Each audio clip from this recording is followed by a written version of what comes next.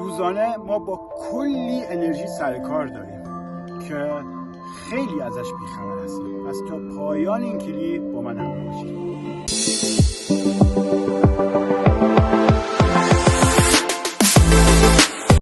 خب من اول مثال‌های کوچیک‌تر میزنم و مثال‌هایی که درکش راحت‌تره، بعد بریم روی مثال‌ها و اتفاقاتی که در زندگیمون برامون میفته. خب ما کنترل تلویزیون رو برمی‌داریم. زمانی که دکمه پاور رو میزنیم با چشم غیر مسلم نمیتونیم اون چشمی کنترل رو ببینیم که در روشن میشه، در صورتی که اون بلافاصله زمانی که دکمه رو میزنیم چشمی کنترل موجی در ارسال میکنه به سمت تلویزیون که باعث میشه تلویزیون روشن یا خاموش بشه. خب زمانی که شما دوربین گوشی رو بذارید روی چشمی کنترل، زمانی که دکمه رو بزنید از دوربین ما میتونیم اونو ببینیم، یعنی یک لحظه روشن خاموش میشه و باعث میشه ما بتونیم ببینیم که ما داریم موجی رو ارسال میکنیم.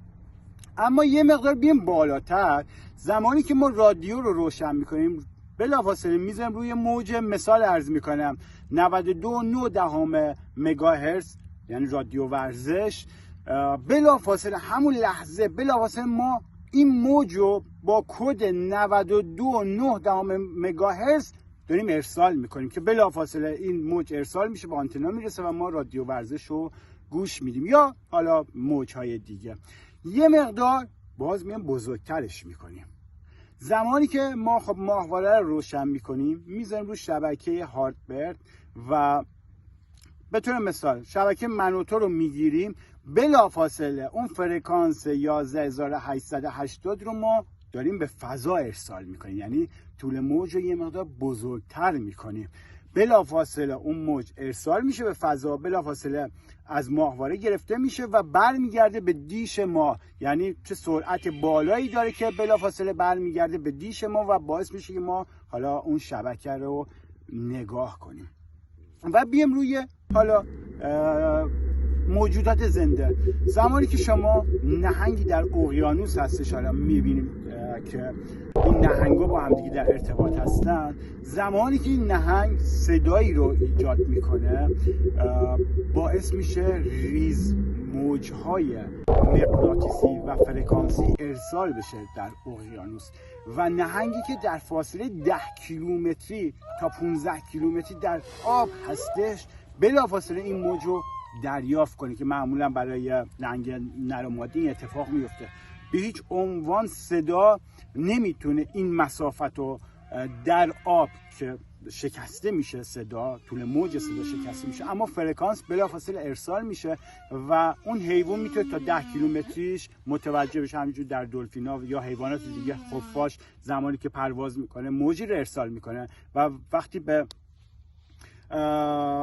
دیواری برخورد میکنه، وقتی به حالا چیزهایی که جلوش هستش برخورد میکنه بلافاصله برمیگرده، اون فرکانس برمیگرده و ذهن تشکیل میده که اینجا دیوار هستش، اینجا تیری هستش، اینجا ارزم به حضور شما درختی هستش و بلافاصله مغز اونو در تصویرش میسازه. اینا ارسال موجا و برگشت و دریافت موجا هستش.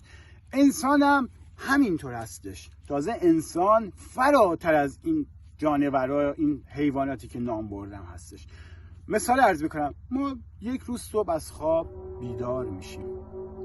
زمانی که بیدار میشیم اون روز اعصابمون خورده، اون روز حال نداره، انرژیمون منفیه. زمانی که سر سفره هستیم یا داریم تو خونه کارامون انجام میدیم که بریم بیرون، هی درگیری ذهنی داریم، بحث میکنیم، با این درگیر هستیم در ذهنمون و با این میجنگیم با اون میجنگیم. زمانی که میریم بیرون تا پایان روز ما معمولا یک اتفاقی برام پیش میاد، یا دعوا یا جلبه است. معمولا حالا زده خورد نیست، معمولا جلبه است. میبینی با یکی ما جلبه است کردیم. چرا؟ چون ما اون فرکانس در جهان اصلی ارسالی کردیم و همین فرکانس ما باعث شده یک شخص دیگه با همین طول موج اون فرکانس رو دریافت کنه که ما دقیقاً با همون شخص درگیر میشیم. یا صبح انرژیمون مثبت، فوق العاده انرژی مثبتی داریم، ناخودآگاه خوب خوابیدیم، انرژیمون مثبت، یا خوابای خوبی دیدیم، انرژی مثبت دریافت کنیم، اون روز خوبی برای ما میشه. و چرا این اتفاق میفته؟ چون ما اون موج رو در ارسال میکنیم، اون فرکانس در ارسال میکنیم در جهان هستی. ما طول موج کوتاه و بلند داریم. هیچ طول موجی به اندازه طول موج انسان انقدر وسیع و بلند نیست. طول موج فرکانس انسان حتی از فضا هم رد میشه، حتی در تمام هستی پخش میشه. ما طول موج رو گفتیم 2 تا کنترل ممکنه 5 متر 6 متر 10 متر اون ارسال فرکانس داشته باشه. رادیو رو گفتیم شاید 100 کیلومتر 200 کیلومتر یا 300 کیلومتر ارسال بشه. ماهواره رو گفتیم ارزم به حضور شما که شاید مثلا تا 10,000 کیلومتر 100,000 کیلومتر هم ارسال بشه. یا اصلا من نمیخوام وسیع ترش کنم، راجع به ماهواره ویچر صحبت کنم که الان میلیون ها میلیارد کیلومتر از ما دور هستش، در فضا در میره و عکسش هنوز ارسال میشه. انسان حتی از این ماهواره ویچر هم بالاتر از طول موجش. پس زمانی که ما میگیم دازینگ، فرکانس بدن ما و فرکانس زمین بی جهت نیست. خیلی ها رد میکنن، میگن اصلا همچین چیزی وجود نداره. اینا شبه علم هستش. ما داریم فرکانسی رو ارسال میکنیم و فرکانسی رو دریافت میکنیم. فرکانس ما حتی تا شاید کهکشان آندرومدا هم حرکت کنه، کل کهکشان راه شیری هم فرا بگیره، این که دیگه چیزی نیست ما فرکانس زیر پای خودمون رو بخوام دریافت کنیم. دازینگ نمونه بارز فرکانس هستش.